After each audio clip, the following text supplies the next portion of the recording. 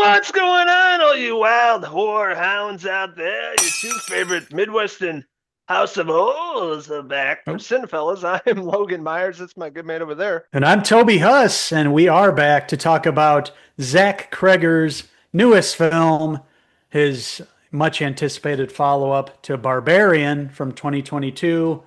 This one stars Julia Garner, Josh Brolin, Benedict Wong, and it's called Weapons. Weapons.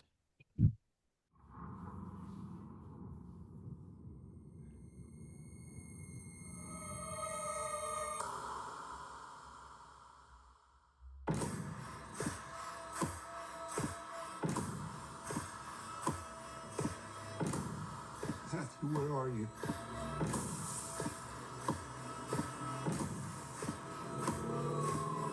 Where did you go?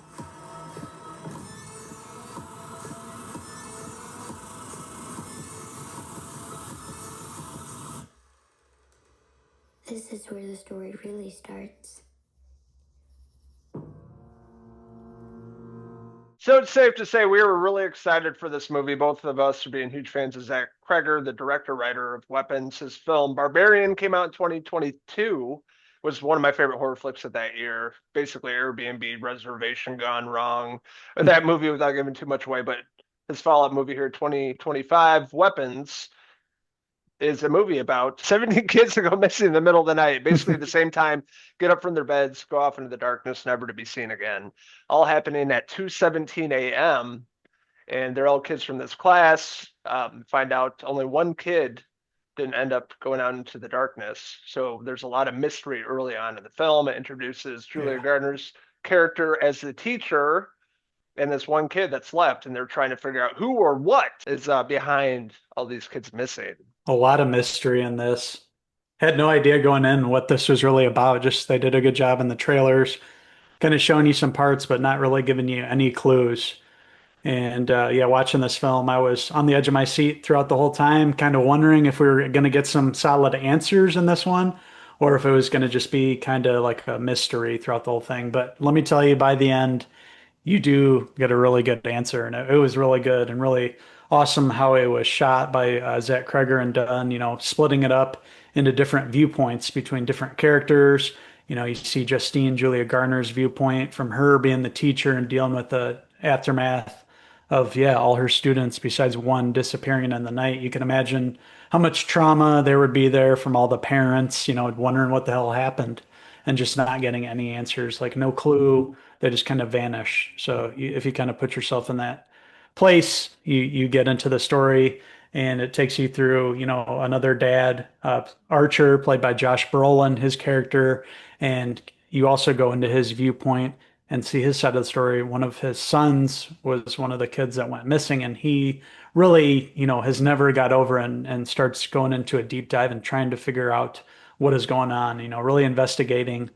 And he highly suspects Justine's character of doing that. She's a drunk, and she's known to have been in some trouble before. Yeah, just right from the get-go of the film, they're pointing the fingers at the teacher, Miss Grady, Justine, played by Julia Gardner, which is absolutely incredible in this movie. And everybody in the town, including Josh Brolin's character Archer, just some hatred and anger towards the teacher. There has to be something going on with her. Something's off. She knows something, or she's behind this. So he's really kind of looking at her throughout the entire film until, towards the end. And I like how they set this up from the different viewpoints of all the characters. Like you're saying, the teacher, Julia Mhm. Gardner's the beginning. She's a drunk, dealing with a lot, dealing with everything going on with her class. Then you Mhm. had Archer as, the angry dad. Paul, the cop, played by Alden Ehrenreich. I thought he was Mhm. pretty good in this movie. I liked his little Yeah. mustache.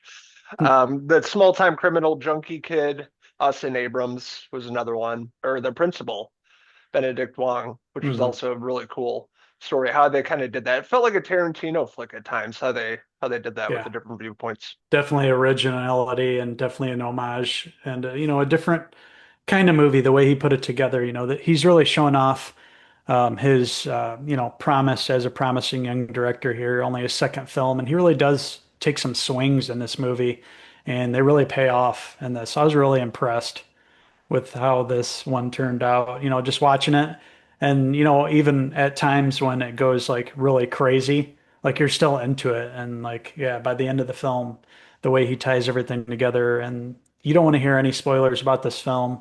Like we didn't have any idea, and the movie really goes in some crazy places here. You get a lot of gory scenes.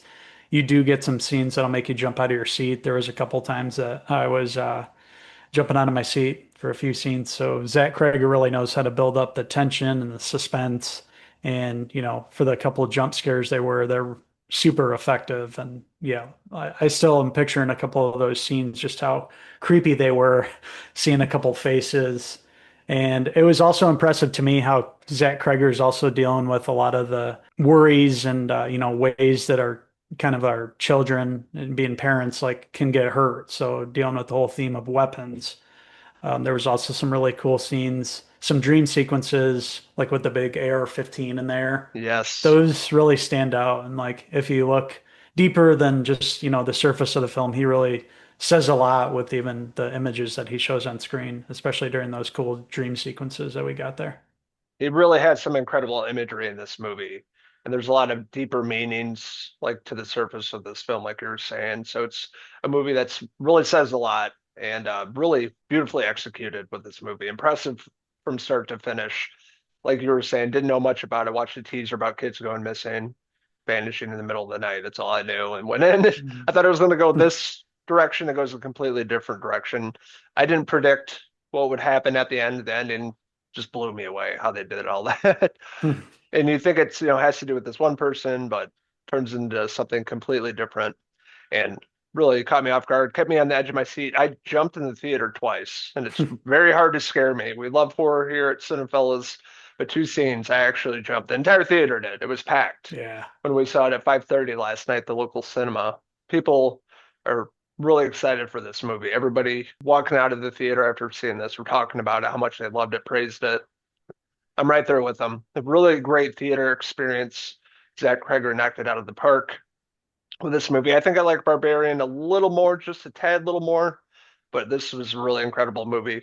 Great time at the local cinema during the summer. Some really powerhouse performances here with Julia Gardner, Josh Mhm. Brolin, an actress from back in the day without giving too much away, was Yeah. also incredible in this movie. Yeah. Imagery, cinematography, directing, writing, a lot of the suspense. There's great comedy in here. There's Yeah. a lot of different emotions you go through and unpredictability and suspense and mystery and horror all wrapped into one. Some really great Yeah. gore in this film as well. But with that being said, I had a really, really great time with Weapons. I highly recommend it. Please go check it out. Support this at your local cinema. I'm giving Weapons a 4 out of 5. Julia Gardner ramen hair pieces. Yeah, this movie blew me away. I like this better than Barbarian. I'd say I'm going Oh to give yeah, it a little higher than you did, but everything that you said, agreed with the acting, directing, sound design, cinematography, just him, Krager, like taking chances in the story, like this really impressed me, and for the most part, he crushed it. I loved how everything ended up and the scenes that he gave us, the really unsettling scenes, I'll never think of that again, the same again with the kids running and Benedict Wong running, that was really inventive and very clever and well done. I'm really looking forward to seeing what Zach does next. I think we got another great director here on our hands, really, with just his second film, Weapons, man, especially in the horror genre too.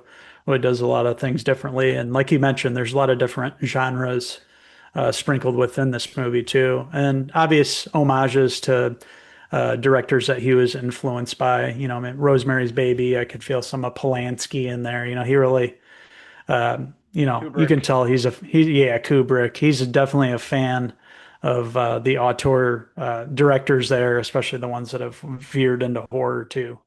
So yeah, you definitely feel that in this movie. But awesome, go in not knowing anything. We didn't spoil anything here with like what the mystery was, but you do get answers here, and it's one of the craziest endings that you'll see in a film. I can say that it was wild. Yeah. So with that being said, I'm going to give weapons. I'm going to give it a 4.5 out of 5 Toby Huss hair pieces.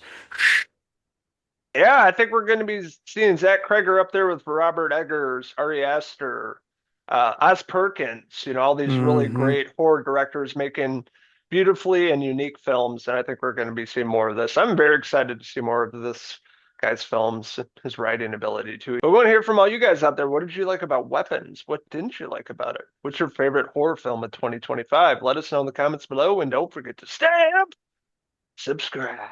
Also, check out these wild ghouls on Facebook, X, and Instagram, and our website, Cinephellas.com, for the latest, greatest TV, movie, news, and reviews. Reviews. We have some horror movies coming up. Well, not really horror this one, but at the end of the month, Toxic Avenger, the Trauma series coming back to the big screen.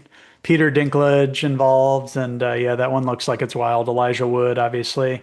And then getting back in just to the horror stuff that's coming out, we have a Strangers Chapter 2, the Rennie Harlan one that we really enjoyed the first entry into that. This is part 2 that's going to be out in September. October, Marvel Zombies. That's series coming off for a while. Yeah, exactly.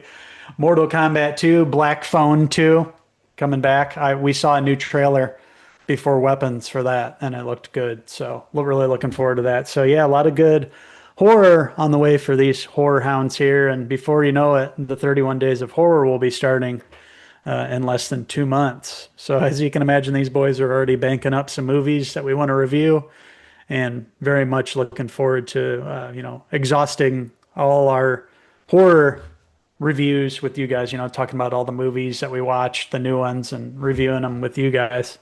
Really looking forward to that, aren't we, Sport? Oh, hell yeah. I'm already putting together a list of 31 Days of Horror, 20 on the list already. So we're really amped and excited for fall season, all the stuff coming out, TV shows and movies, and then doing 31 Days of Horror every day of the month. Brand new review. So it's going to be a good and spooky time. Boo.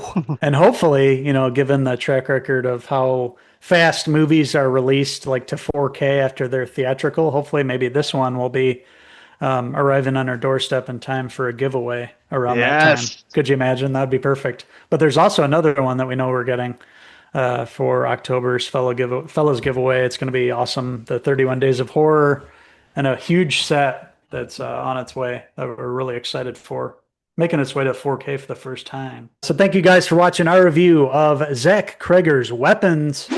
Please let us know what you guys think of it. Thanks for watching, and until the next Cinephellas movie review, I am Uncle Henry Huss. You can call me Julia Gardner. Signing out to the next movie review. Cheers!